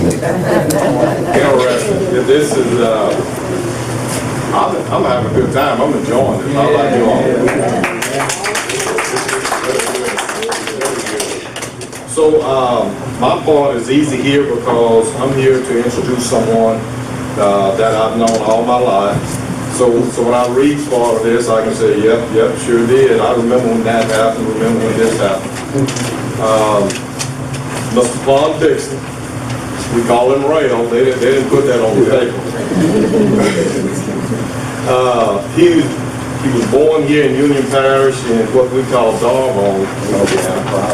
And for those of you who don't know what Darvon is down here, it's on Highway 33 South, and when you cross the bridge, it's about roughly 3 miles, and you can get past the dumpsters and take left and right, and all that's Darvon. And all that's Darvon. He's the third child of Mr. Punnell and Mrs. Emma Dixon. He grew up in, like I said, the village of Darvon, where he spent most of his time hunting and fishing and exploring the outdoors.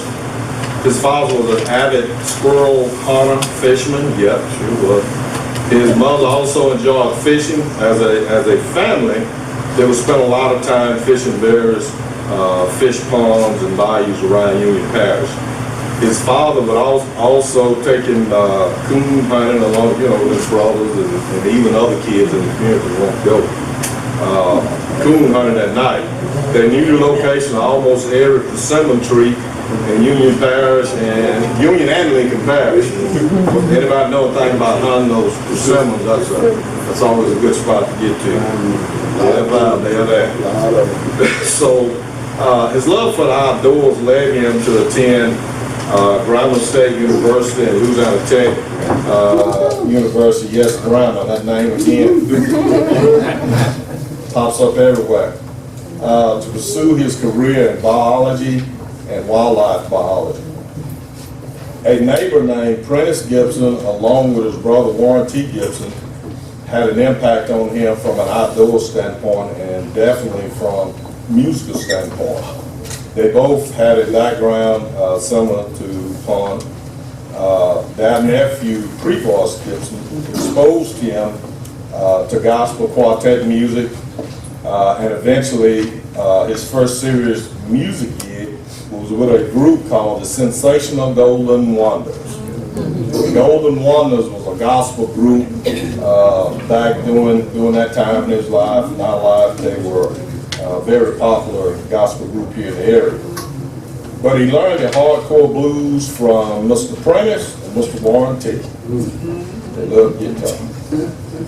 He attended Farmer High School, as I said, and then Grambling, Louisiana Tech. He also attended the Federal Law Enforcement Academy. His career included stops with the Tennessee Valley Authority in Cadiz, Kentucky. Katy, okay. The U.S. Department of Agriculture in Starkville, Mississippi, and presently works for U.S. Fish and Wildlife in Lacombe, Louisiana, which is in the southeastern part of the state. He also has a guitar building business and building and repair business. Plays guitars for various churches and groups, and was guitarist with another local person by the name of Kiko Proud. Kiko's from the area, and he played guitar on that song, on his hit song, "That's My Baby." So additionally, he has built guitars for musicians that have appeared in movies about the life of soul singer James Brown. I remember that movie. That movie was called Get On Up. And so I never knew that, man. Yeah. Okay. So for two-time blues guitar player of the year and international blues champion, Mr. Sint, Jamal Richardson International Blues Competition, and Mr. Justin Gray of the award-winning Mississippi Bass Choir. We've all heard of him. He himself performs annually at the New Orleans International Jazz and Heritage Festival in New Orleans. That's a big deal. And the New Orleans Essence Festival, that's a big deal. And the House of Blues. All that's big. So that's what's on the paper. Now let me add something else. Pond, what's not stated here is his parents raised him and the rest of his siblings to go to church. And so he's a God-fearing, he comes from a God-fearing Christian family, and he is a God-fearing Christian man, and I just wanted to add that. Thank you.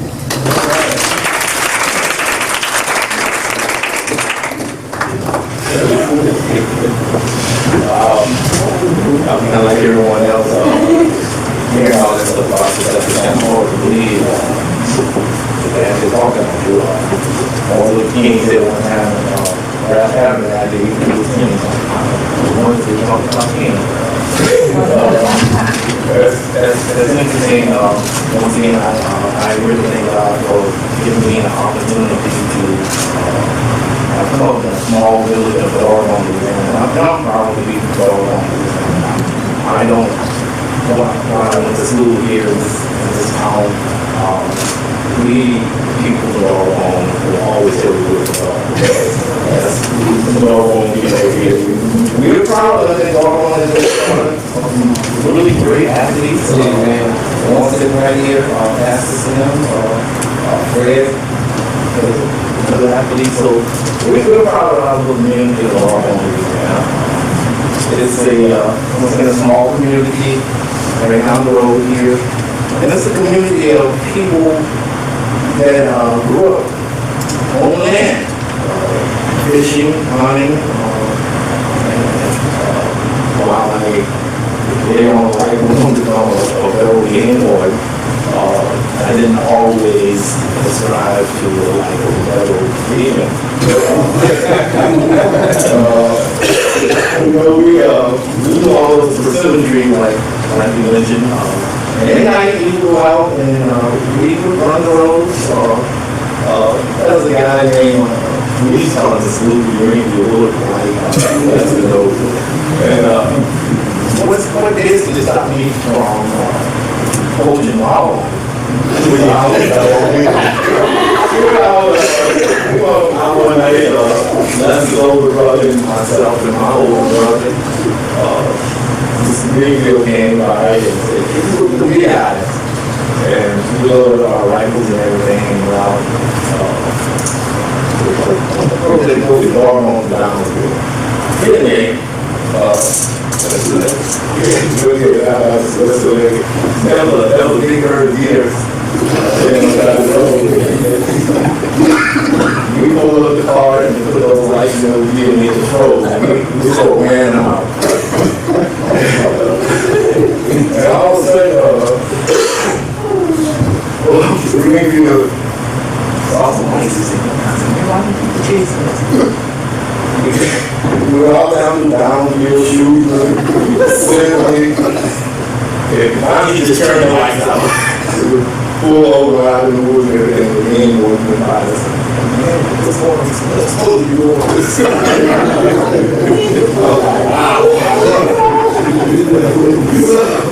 So yeah, I had a wildlife in the hospitals. That was a family job. A long time ago, so Freeport is what we call, a lot of us around here call it Polly. We had a 50-something Thunderbird on the side steering wheel thing.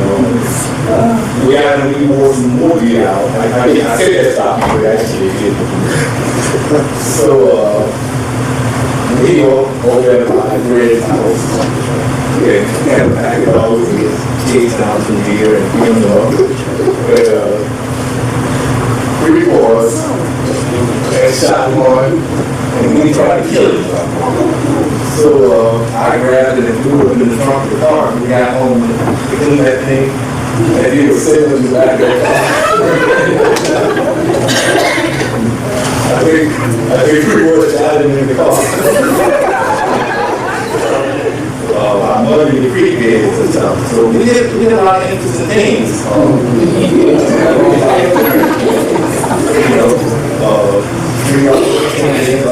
These are real people in the history of well, they're along.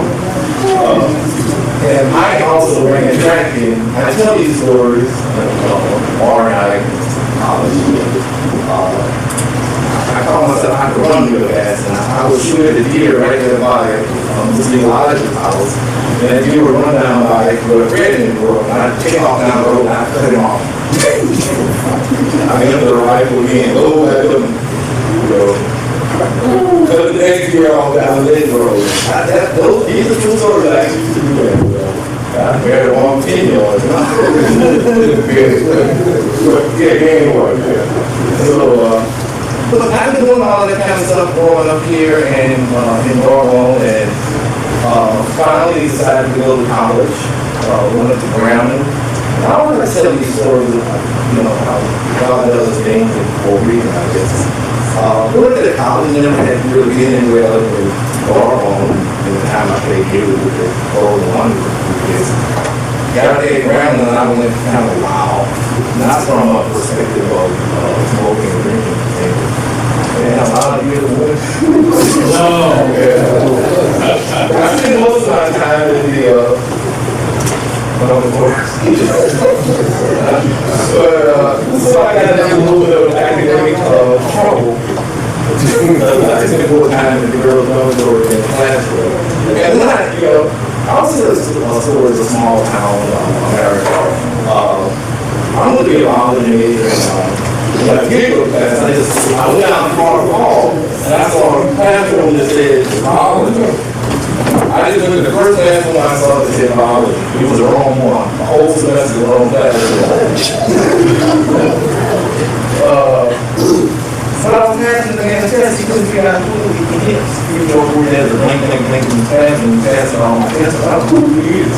It was me. I found out. I found out he was doing something. So I got into a little bit of trouble from an academic perspective and wound up out of school.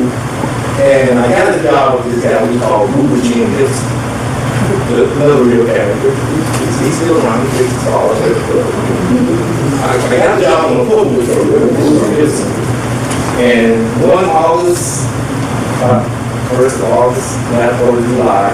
I was out there in the green briars with turban hair, feet, and deer flies and mosquitoes. And I was rumbling wood. I had literally pick up the 6 or 7 foot, pick up wood, 8 feet sometimes. It's back in the bundles and you hook a cable to it and pull it up on the truck. Something came to me and said, you ain't get too necessity. I left the woods walking. Never look at my I left the woods walking. Who was this? Hey, how are you going? I said, I'm going home. He said, let me tell you, I said, no, I ain't paying you more than this. So I walked home, and the semester started back at Grambling that fall. I found myself back in the classroom where I stayed this time. And I stayed away from girls' dormitory. And managed to get a degree in wildlife biology and everything from Grambling, and also to Louisiana Tech. And they started a program called the Grambling Cooperative Wildlife Project. And myself, Maury, and a few other people, and one of them actually like, hey, I'm going to be doing an organization with us. We'd like to be assistant director of this outfit. Got into the wrong board. So we started this program. We were all across South Louisiana and other places. And when we go there, we noticed that we were the only African Americans there in the crowd. And we had a very firm and stiff instructor named Dr. Toby. He really drove it home to us to be better, and Maury said, you have to be 3 times better than your non-like counterparts. And it's still like somebody just said in the crowd, it's still that way. So we did good, and all of us that went through that program are now working in some facet of the environment, whether it's wildlife biology, assistant director out there, property, whatever. So, despite that we have a long way to go in this outfit, Maury alluded to it earlier, there's only the people that do what Maury and I do with this organization, there's only 14 of us in the whole United States that do the job that we do. And of that 14, most of them are from here in Louisiana. And a lot of them went to school at Grambling State University. So it's a very, very, very small percentage of us out here. We run across a lot of obstacles along the way. And I always look at it as opportunities to learn. I've seen things and had things said to me that just totally blow your away. But I didn't get mad, and I guess sometimes, when you're in a room, you like wrong. I recall one really comical incident where I had a job with the agriculture department, and my job was to go out and inventory how many fish are being eaten by these people around here called fish trains, but they're very good carriers and egress. My job was to go and determine how many of these birds are eating fish. And I would randomly call, we live in Mississippi in the Delta, I would randomly call people and say, I'll be over there to your place on whatever day I was on shore. So I went to a guy's house named Mr. Coleman. Never would forget his name. I drove to Mr. Coleman's house and knocked on the door and tell the lady who came to the door, say, Mr. Coleman, I hired anybody to close the door. I was like, wow. So I knocked back on the door, and I tell stories about what happened. So I knocked back on the door, and this time Mr. Coleman's house. He said, oh, did you tell you hiring anybody? I'm not here looking for a job. I talked to you on the phone before I even get to do an inventory. You know what I'm saying? He said, you're not going around here, are you? I said, no. I said, why you ask? You don't look like, act like a dog like you come around here. Well, that means. So he used to pinches me. Oh, it's so hard to have a good job. So I just wanted to really see if I'm real. I went back and told the guy, my guy was hiding over me. I said, man, just pinch me. See if I'm real. So this kind of stuff that we we have encountered and we still encounter on the job on a day-to-day basis. So it's kind of weird, but the lessons that those things have taught me are the things that our parents told us as when we were kids coming up, how they had to go through certain struggles to make it to where they made it in life. So, and to live that and to experience that was something really, really bizarre to me, because even though growing up around here in Garden, Louisiana, I guess I knew where to go, where not to go. So I really had not experienced that kind of behavior until I moved just one city over. But once they found out what I was doing and the reason I was doing it, those very people that were looking at me all crazy, some of those people cried when I moved back to Louisiana. They would bring me. My job was to those days was to shoot. I was a shooter. I learned that from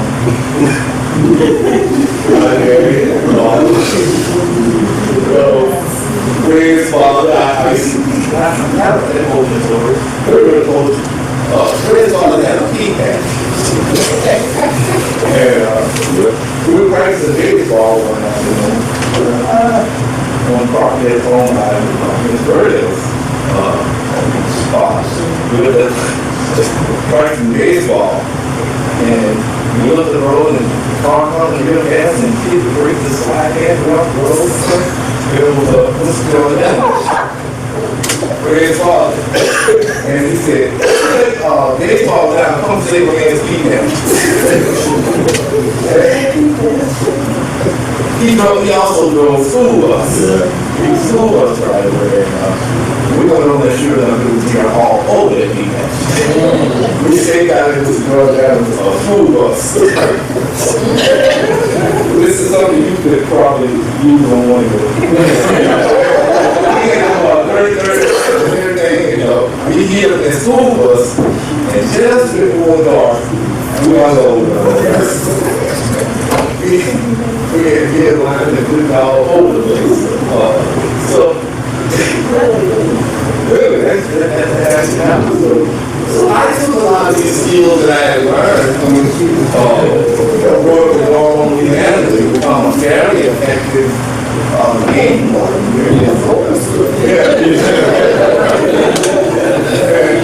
So it's been interesting, and as far as the music stuff goes, once again, Mr. Greenwald Shifton just took me everywhere with the squash technique, and I did bring some guitars in, but I decided I was going to play tonight. So, and the reason I did it was if you want to hear me play, normally I don't usually play, but I don't care, I don't want to play.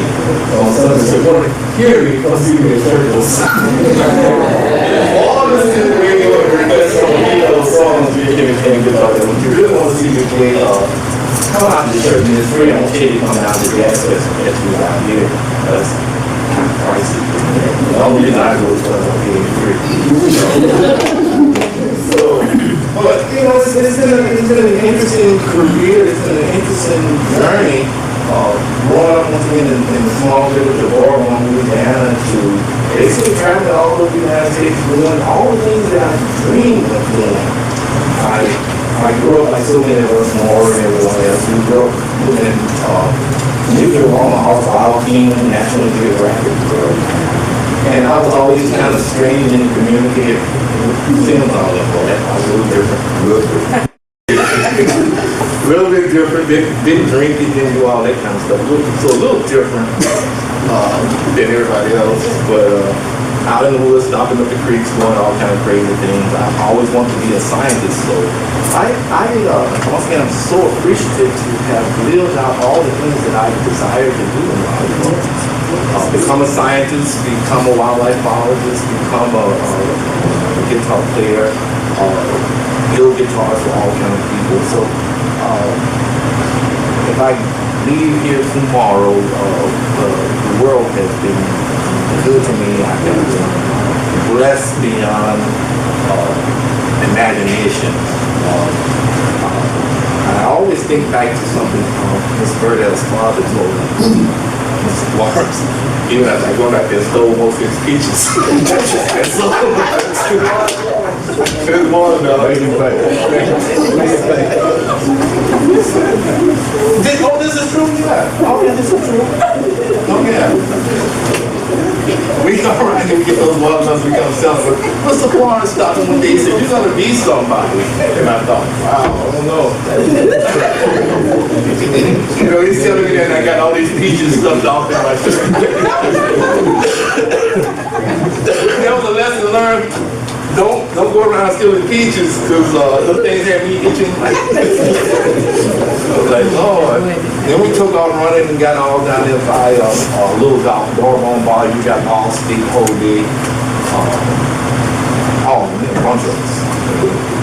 That's what they into our peach stealing career. That didn't last very long. So I wasn't very successful in doing all the crazy things that would get you in trouble. So I guess I had no choice than to do something which I could be successful. I didn't make a very good criminal.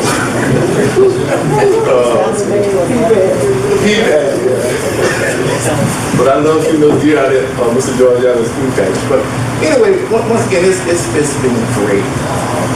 And it's such an honor to get here and be able to come home and speak before the hometown crowd and to share this podium with such wonderful people. Yes, amen. Yeah, I was doing some things, and as Maureen always pointed out earlier, it's great to walk into a place and see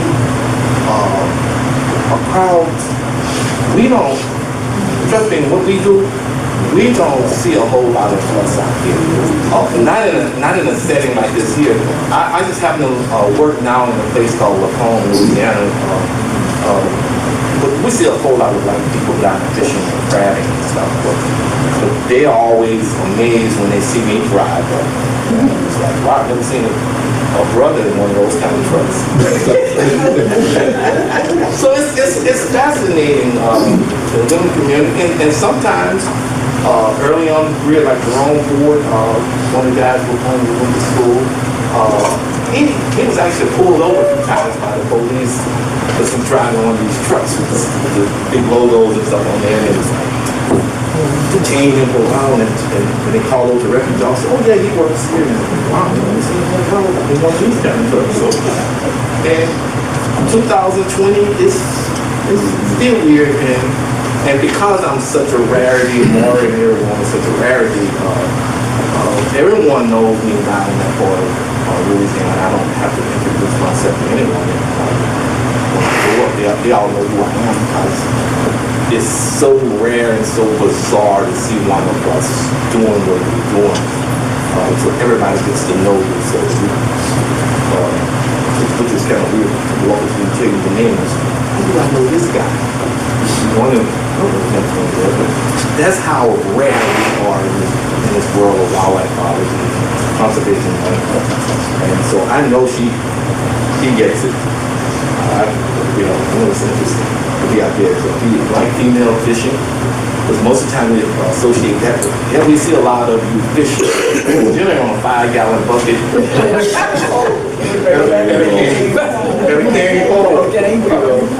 That's what we're familiar with. That's why I asked the question, to be able to go back and to your roots and fish with the cane pole and stuff.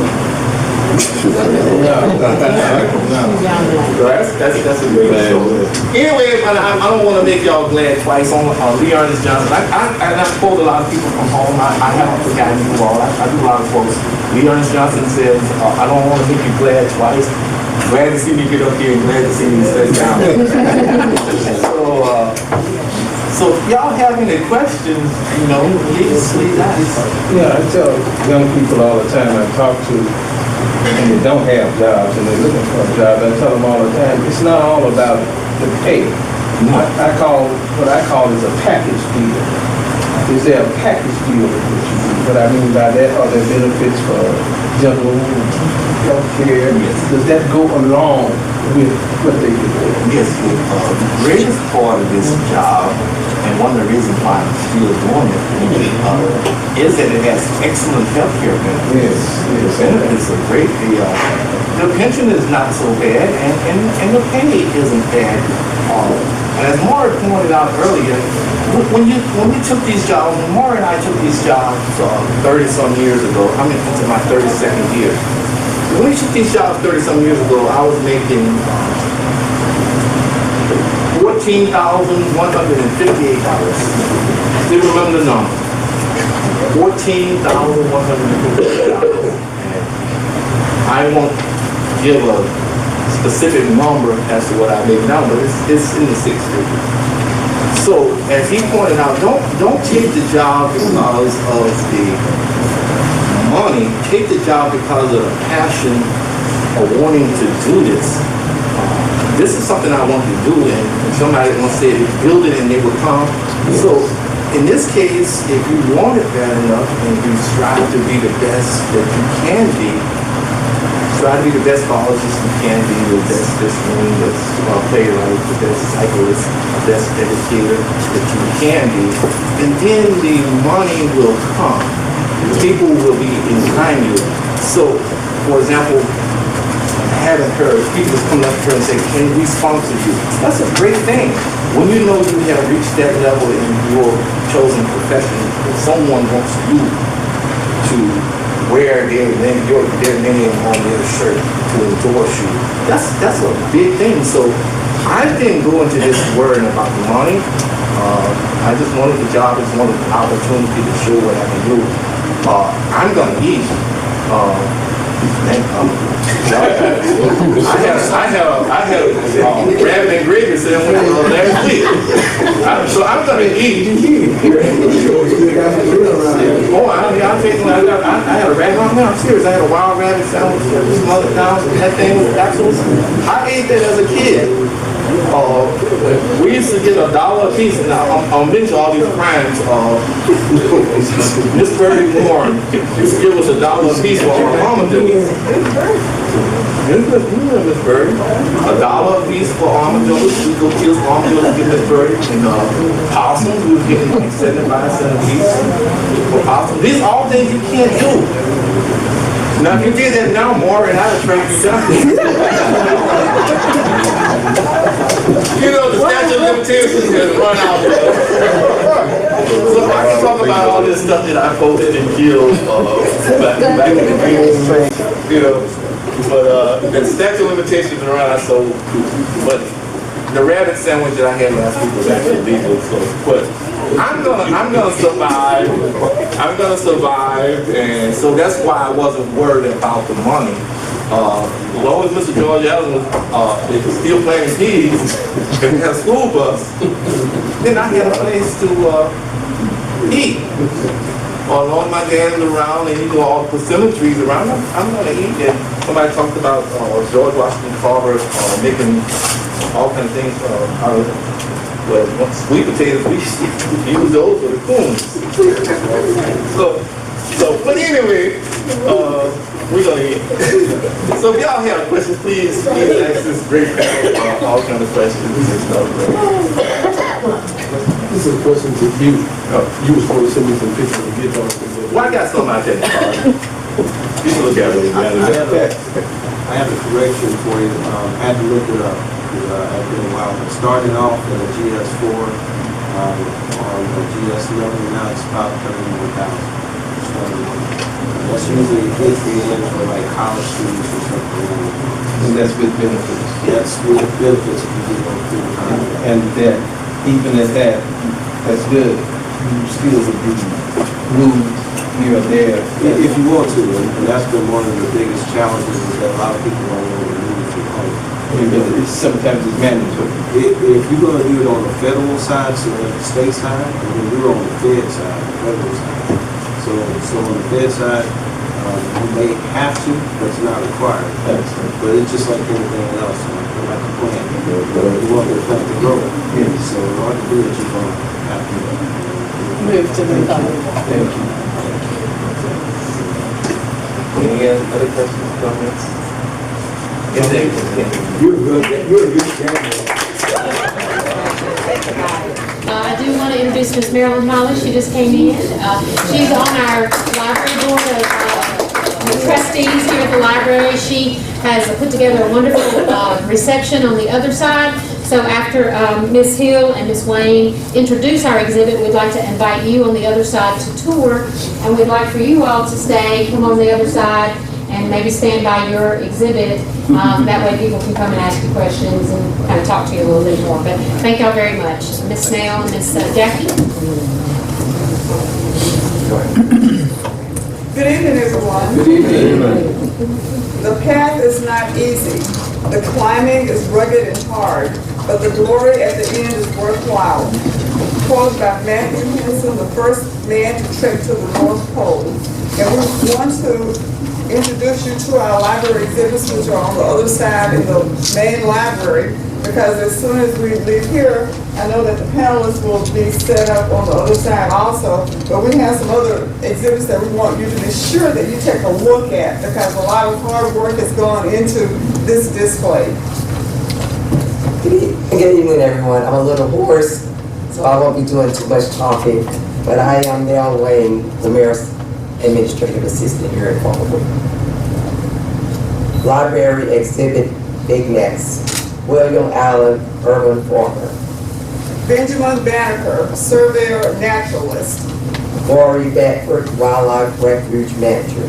James Bedworth, fur trader, mountain man.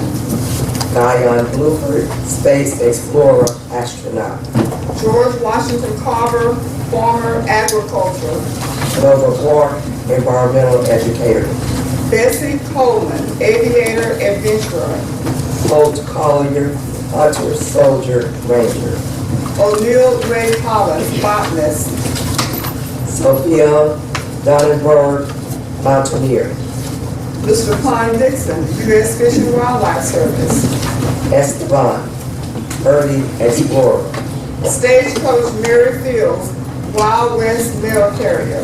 John Francis, environmentalist, walker. Juan Garrido, African American conquistador. Leon Gray, playwright, Broadway director. George Gibbs, polar explorer. Rahawa Hale, camper, hiker.